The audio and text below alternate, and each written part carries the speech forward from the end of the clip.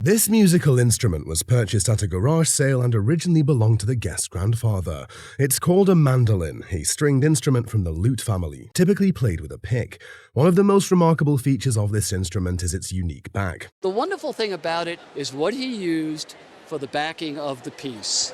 The maker used a tortoise shell, carved a turtle's head, and attached it to the body of the instrument. They even added a beautifully inlaid eye, making the mandolin both visually striking and musically functional. This type of mandolin is highly collectible among folk art enthusiasts. In the world of folk art, this instrument would be valued at. This item would be valued somewhere in the $4,000 to $6,000 range. Get out of here! This old family piece, known as the sugar shaker, has been passed down through the guest family for generations. We call it a sugar shaker, but I don't know if that's the right name. It's an old family piece. It was made in Findlay, Ohio, where many glass items were produced using Findlay glass. This particular piece was crafted by the Dalzell Company, which was established in 1888 and quickly became one of the major glass manufacturers, taking advantage of Findlay's natural gas boom. During the late 19th and early 20th centuries, the Dalzell Company was known for creating a wide range of glassware, including pressed and cut glass, along with decorative items that were popular during the Victorian era. This specific sugar shaker, with its intricate patterns and designs, is a fine example of Dalzell's craftsmanship, making their products highly sought after by collectors today. Historically, the shaker would have been filled with powdered sugar and used to dust muffins, which is why it was also referred to as a muffineer. While sugar shaker is still an acceptable name, this type of piece can go by several names. The condition of the glass is absolutely remarkable, with its patterns intact and beautifully preserved. Given its history and the quality of its craftsmanship, this late 19th century piece is worth an estimated. This little tiny piece is $850. Oh, you can't be serious. I'm serious. This sculpture could easily be one of the most beautiful works of art you'll see today. It's an amazing sculptural piece by the Russian-American artist Paolo Trubetskoy.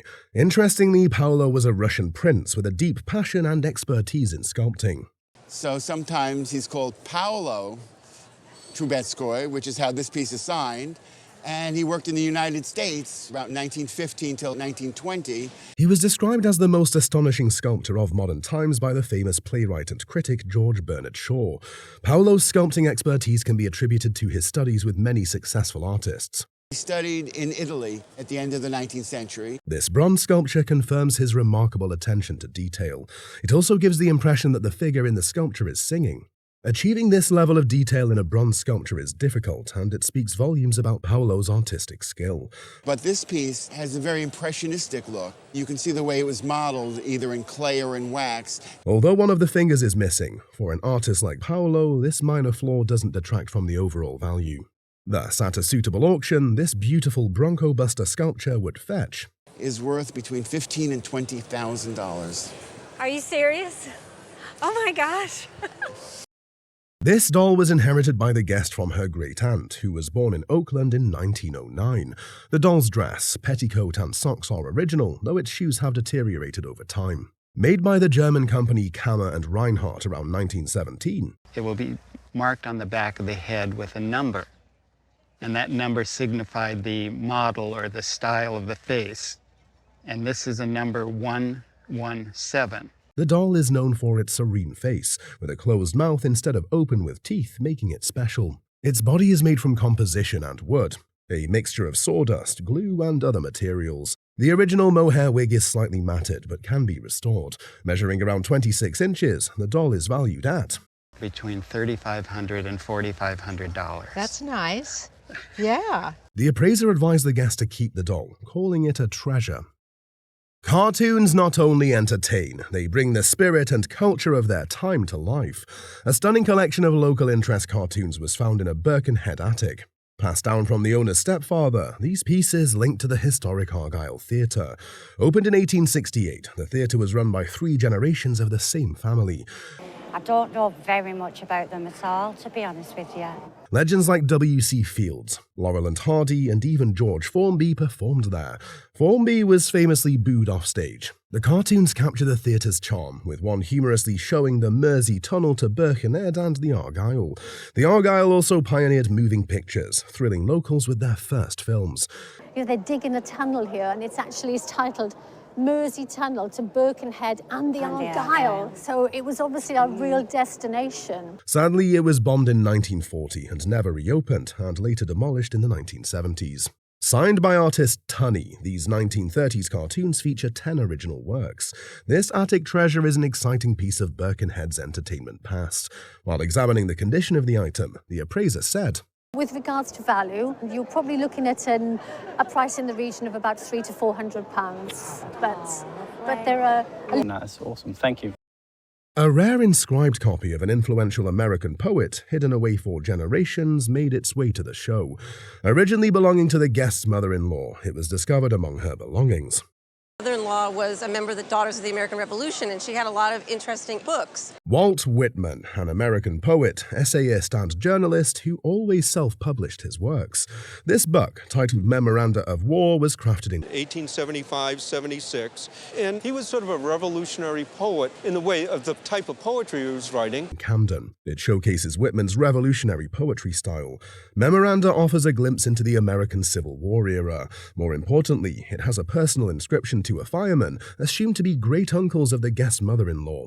The book's provenance is tied to the daughter of the American Revolution, of which the guest mother-in-law was a member. Although not a first edition, this 1875-76 edition with personal inscription holds significant historical value. The book is in fine condition, though there's minor wear and tear on the sides.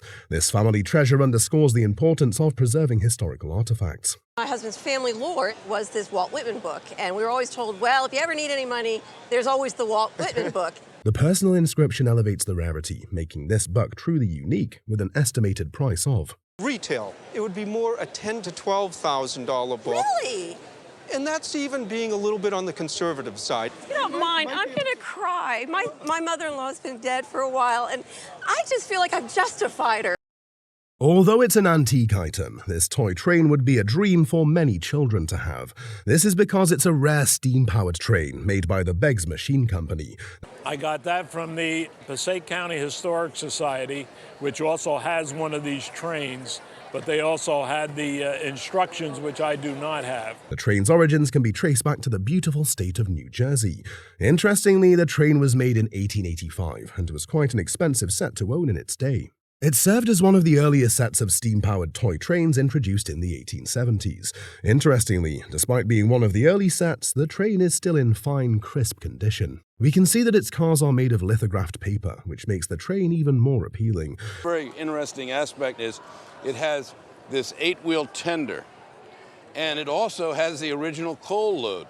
This train, as they got later in the production... The train also has its original coal, which was used to power it. This coal was lit with a flammable liquid that allowed the train to move.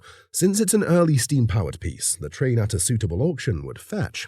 brings somewhere, I would say, around $5,000 to $7,000 in this condition. Very nice.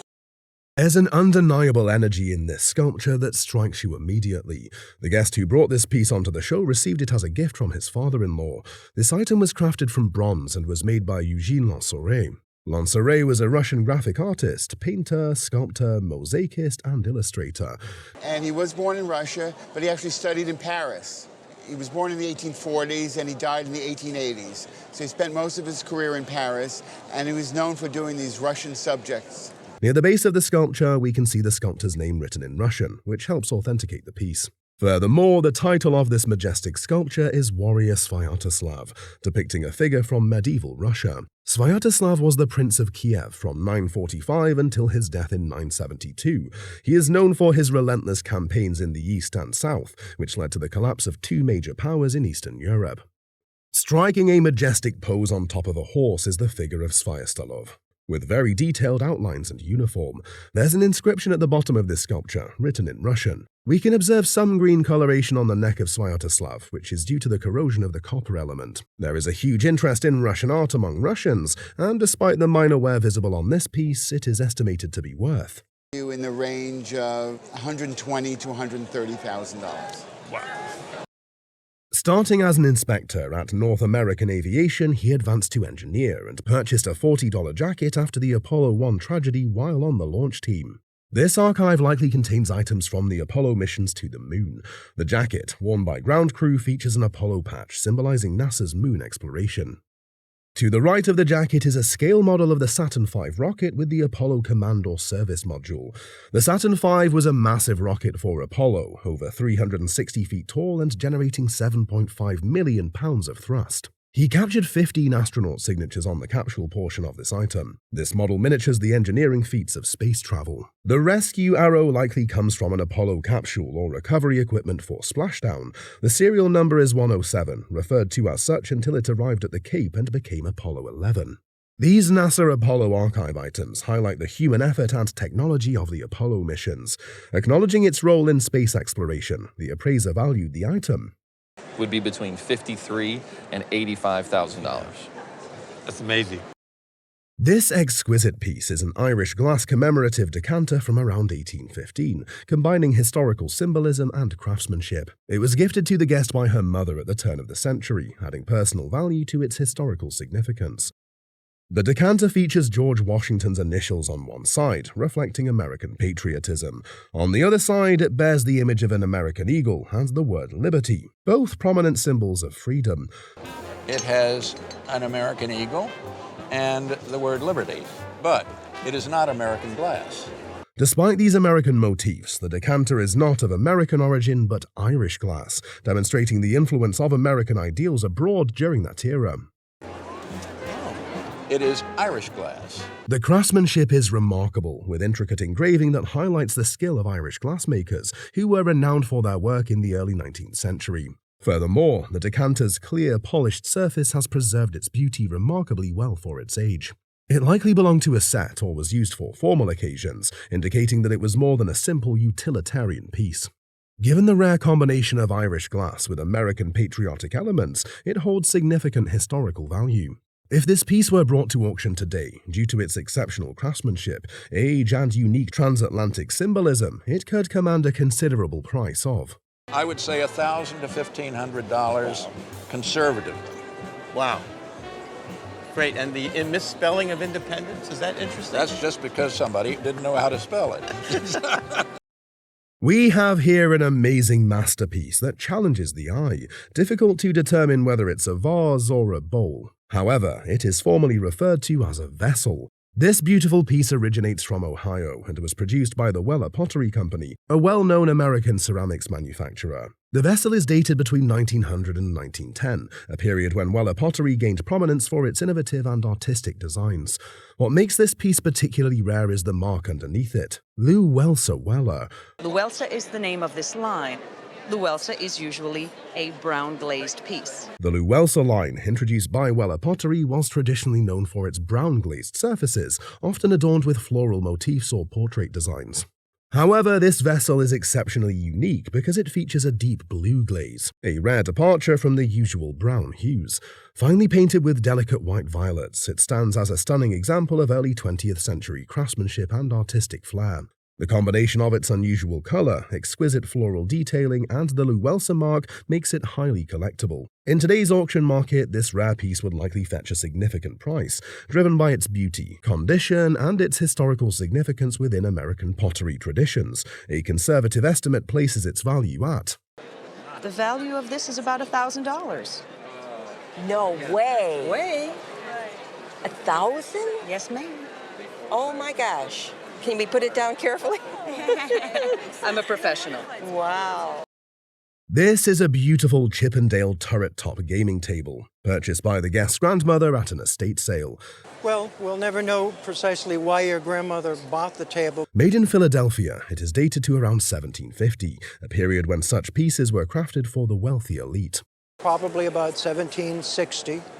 And it in many ways epitomizes what was available to a wealthy family if they knew a good cabinet maker in the Philadelphia area. These tables are quite rare, primarily due to the intensive labor and the use of imported exotic woods involved in their creation.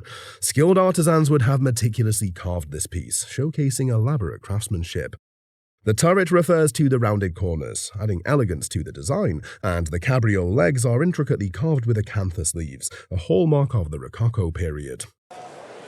Rounded corner. The knee of the beautifully shaped cabriole leg is carved with acanthus leaves. It's a popular motif in furniture of the sort of Rococo period. Beneath the legs, the iconic claw and ball feet are beautifully shaped, adding both balance and sophistication. Although the back legs retain the claw and ball feet, their design is simpler, suggesting a practical adaptation to ensure stability without compromising style. This table was likely the centerpiece of social gatherings, serving as a gaming table for a prominent family.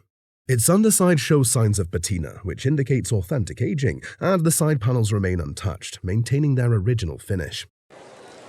The sides are tulip poplar. These are woods that are indigenous to that part of the country and commonly used in furniture made by Philadelphia cabinet makers.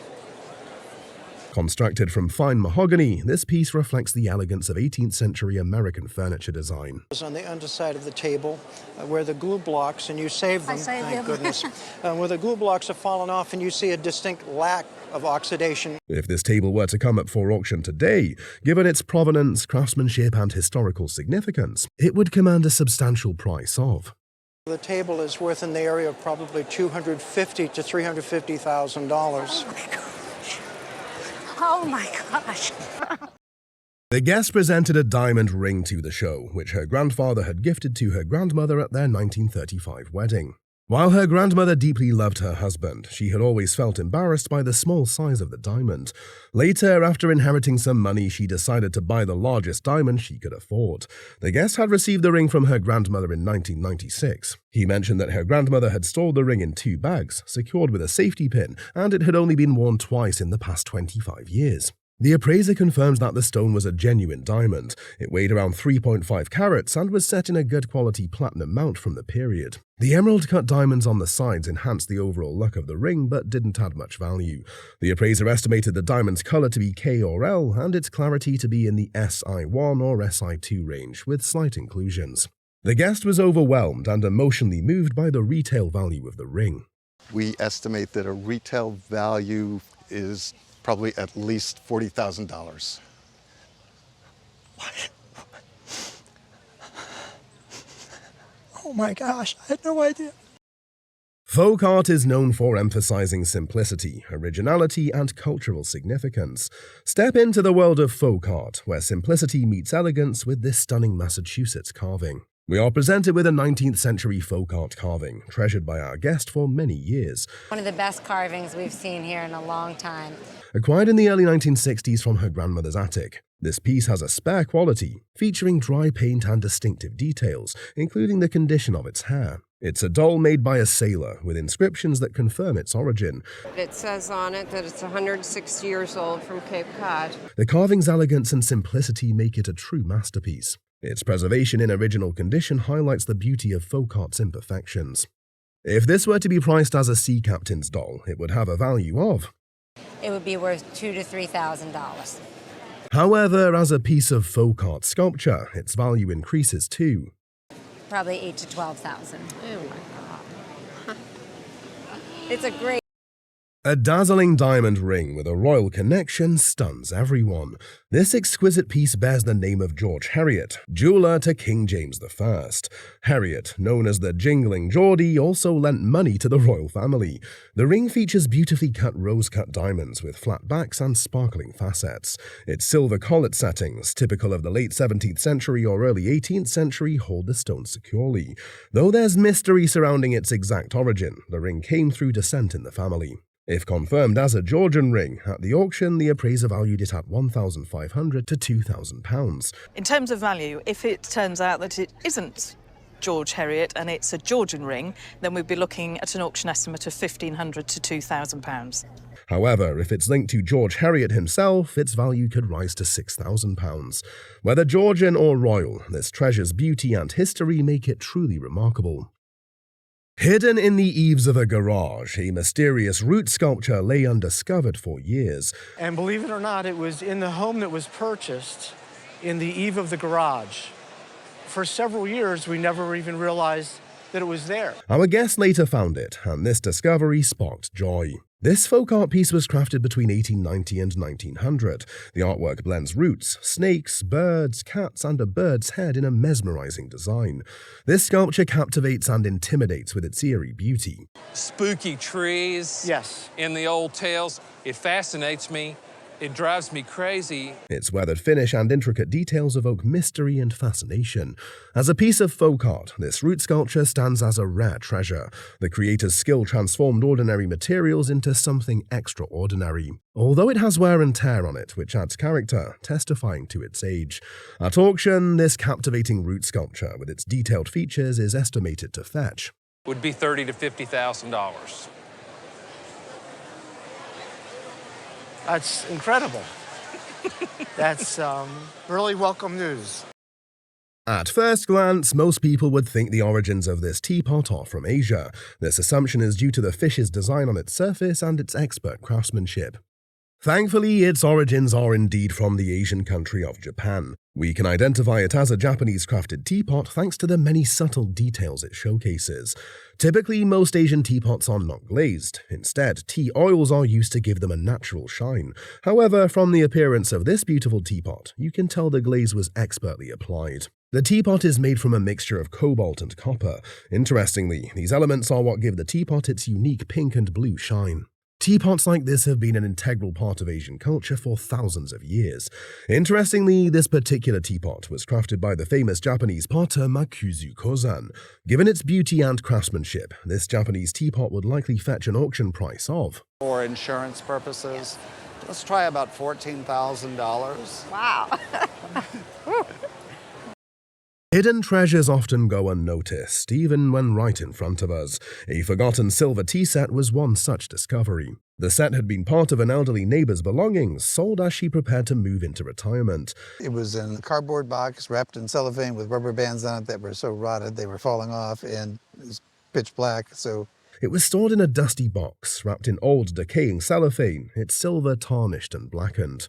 The asking price at the time, just $25, back in the mid-1980s. But the set's true value far exceeded that price. It was an Art Deco design from the 1920s, made of silver-plated nickel with bold black handles. On a matching tray. This is silver-plated nickel, and overall it's got that bright, shiny silver finish we expect. This skyscraper set was crafted by Bernard Rice's Sons, a leading firm of that era. The original owner had been an engineer, gifted the set when transferred to work on the Golden Gate Bridge.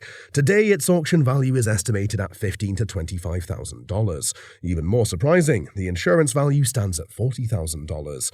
With that, the visit was a success, and there was hope for more finds ahead.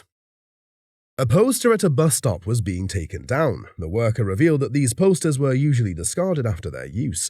Rather than letting it go, a quick exchange saved the poster. It wasn't an ordinary print. Unfortunately. But this was back when $20 could still buy lunch in New York. So I'm also born and raised in New York. I was living in New York City when the Twin Towers were built. The poster depicted the Twin Towers, not with images, but with words. Paul Shaw, the artist, used handwritten text to represent the city's landmarks. Years later, the meaning of the Twin Towers deepened, becoming symbols of loss and hope after 9/11.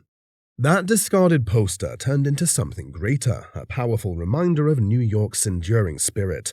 It's not just a collectible, it's a piece of history and memory, holding deep meaning for those connected to it. Unbelievably powerful. And this image does that justice. Again, 1988. The journey of this poster, from almost being trashed to becoming a treasured piece, reflects how memories transform objects. Today, the poster's value is estimated at a price far beyond the guest's expectations. It's my conservative estimation that at auction, I could see this estimated between $2,000 and $3,000. Wow. Yet its emotional worth far surpasses any monetary measure. With that said, this unexpected find becomes a success, showing that true value often hides in the smallest moments. A complete set of decorative china features 16 plates along with 8 additional pieces, all showcasing a vibrant design. Crafted by Taylor Smith & Taylor, a well-known manufacturer based in the US, this collection exudes charm and character. Each piece is marked with warranted 22-karat gold, which enhances its beauty but holds no intrinsic value. But if you can't melt that gold back off there, there's no value to the gold. The under 50-year-old general person is not going to buy this. Sure. Discovered at an estate sale, the set's aesthetic charm compelled the owner to purchase it. Yet the price paid remains a delightful mystery. Mass-produced and primarily composed of transfer prints, this china lacks appeal for younger generations. They tend to favor practicality in their dishware, opting for items that can easily go in the dishwasher. As a result, this type of china has a weak presence in the marketplace today. Despite its historical charm, the value of a large set like this one is estimated to be between Big set of this today, you can pick it up at the right auction for perhaps $200 to $300. Okay.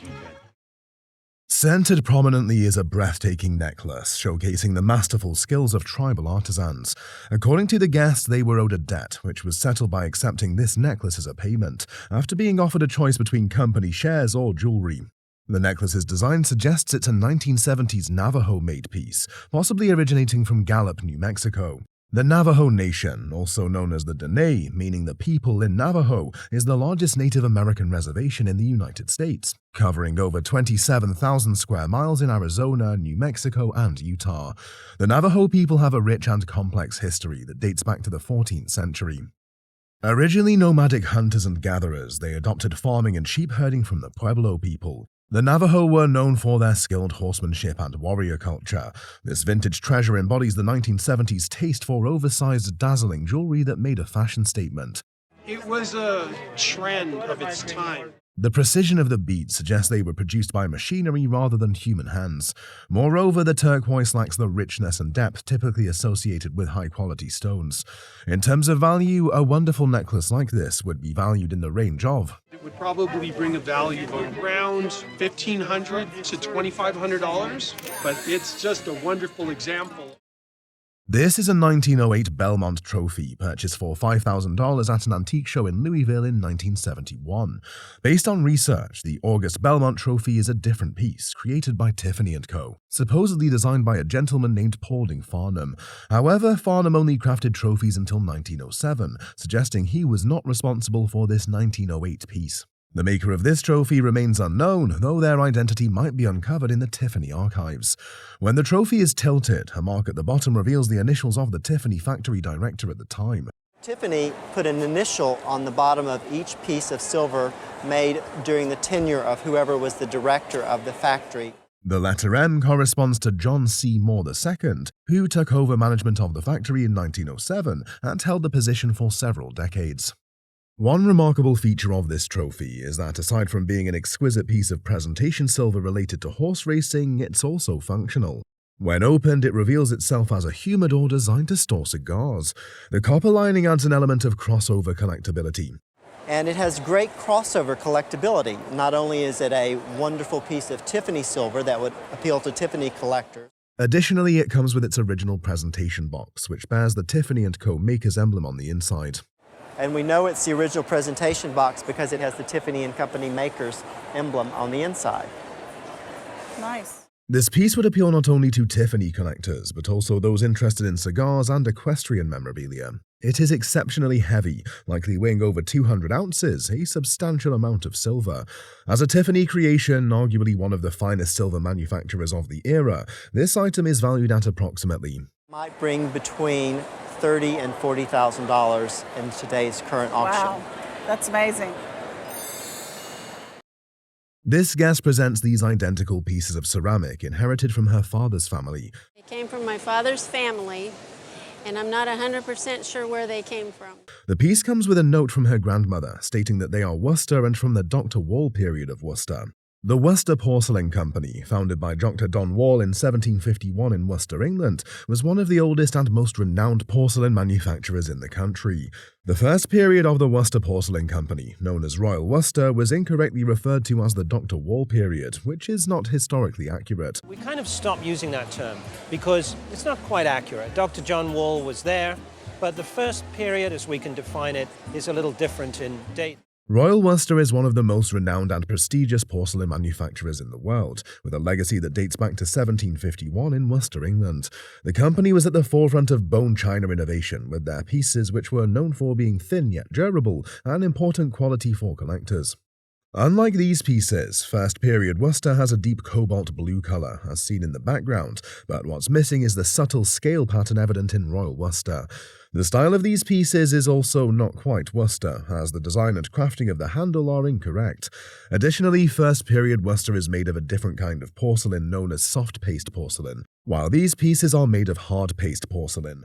What it's made of, First Period Worcester, is made of a kind of porcelain that we call soft paste porcelain. This is hard paste porcelain, which is very sort of glassy-like, very white and shiny. What we actually have are a pair of French porcelain vases, probably made around the 1850s and 1860s. Presented in very good condition, these pieces would sell at auction for an estimated. They'd be priced at least $1,200 and maybe $1,500 for the pair. Okay. Here we have a French poster that was purchased by our guest for $350 in 1977. This magnificent French poster was created as an advertisement for Cleveland Cycles, an American product. The poster itself dates from the 1890s. Cleveland Cycles was a bicycle manufacturer based in Cleveland, Ohio in the early 20th century. And the Cleveland Cycle Company was one of the world's major manufacturers. This poster provides a very accurate depiction of the bike itself, detailing its features. The bike in this poster features a curved-down handlebar, which enhances handling and control. Interestingly, the company logo is emblazoned on the front stanchion, giving it a fascinating look. At the bottom of the poster, there is a palette insignia, which helps identify this as a French poster by showing the name of the printer in France. This amazing poster was created by Jean de Paleologue. Jean de Paleologue was a Romanian artist known for creating posters featuring women. Furthermore, this poster was made using a process called stone lithography, which incorporates bright colors. This poster depicts people on the side of the road bowing to a Cleveland bicycle being ridden by a Native American man, showcasing its quality. With special consideration given to this high-quality poster of Cleveland Cycles, it will attract a value of I would estimate its value between $4,000 and $6,000. Okay. People are usually fascinated by the concept of a miniature buck and talk more of a miniature Hebrew Bible. It's a beautiful mid-19th century Hebrew Bible. This miniature Bible was passed down from our guest's great-great-grandfather, who was a rabbi. All I know about it, except that my dad kept it in the safe and would never let me touch it when I was growing up. The Hebrew Bible, also known as the Tanakh, is the sacred text of the Jewish faith, containing 24 books. This miniature Hebrew Bible features a little magnifier at the front to see its cover. Interestingly, this miniature Hebrew Bible was printed in Warsaw, Poland, approximately between the 1840s and 1850s. The texts in the Bible are so small that one can hardly see the words to read.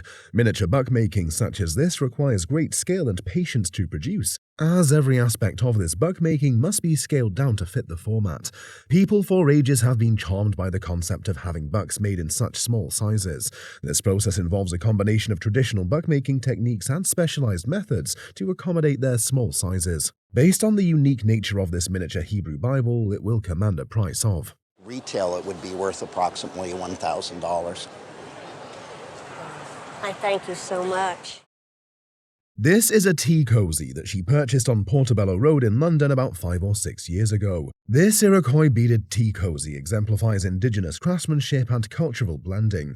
In the 19th century, Iroquois women were renowned for their beadwork, crafting items for trade with Europeans. Made of rich velvet, this tea cozy showcases a luxurious texture and vibrant color that contrasts with the intricate beadwork. The beadwork features traditional Iroquois motifs and significant floral and nature designs. They're glass beads made in Venice, Italy, brought here by traders and providing native people with the opportunity to decorate with glass beads.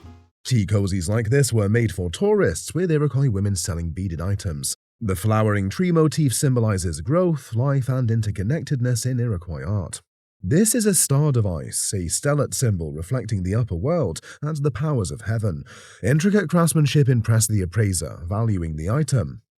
I would value this at approximately $5,000. Oh my goodness, really? Yeah, it's fabulous. Really? The owner purchased this pot at a local auction, drawn by its elegant shape and intricate decorations. It bears the Wedgwood mark and is an excellent example of Wedgwood teapots. Wedgwood, an English manufacturer of fine china, porcelain and luxury accessories, was founded in 1759 by potter and entrepreneur Josiah Wedgwood. This particular piece features an unusual color known as Rosso Antico. It is designed to resemble ancient Etruscan pottery, with red and black tones that evoke the look of Greek or Etruscan ceramics, a style that Wedgwood avidly pursued. Washed it very gently, Very but gently. it seems to have a funny whiteness There's a little in the bloom, surface. a little white bloom on it. This pot dates back to around 1790 to 1795.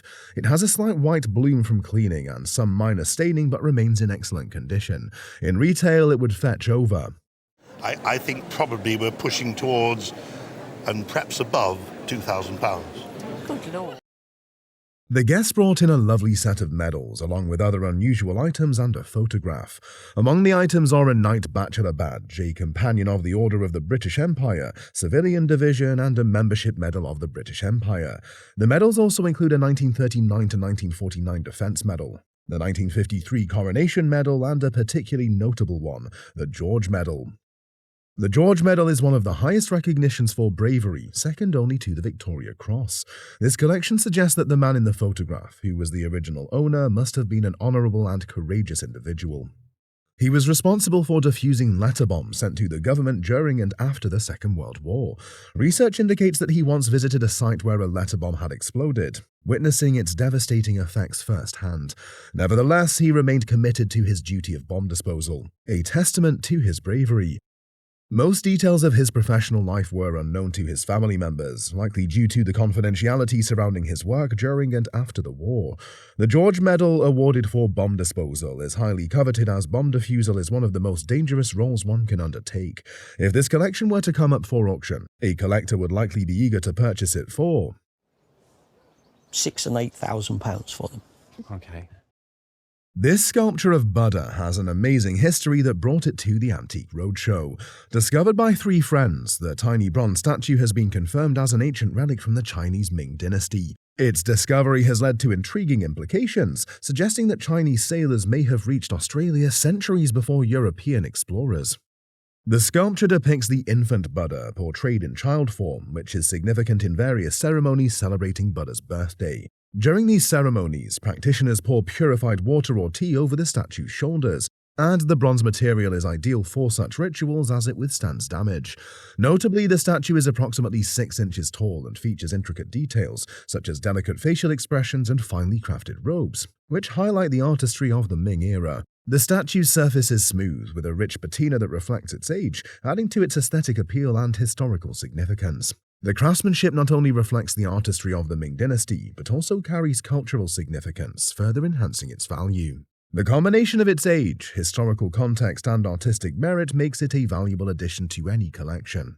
At auction, appealing to collectors and historians alike, this remarkable sculpture could fetch an estimated value of. And I think even if it made 100,000, I don't think I'd be that surprised.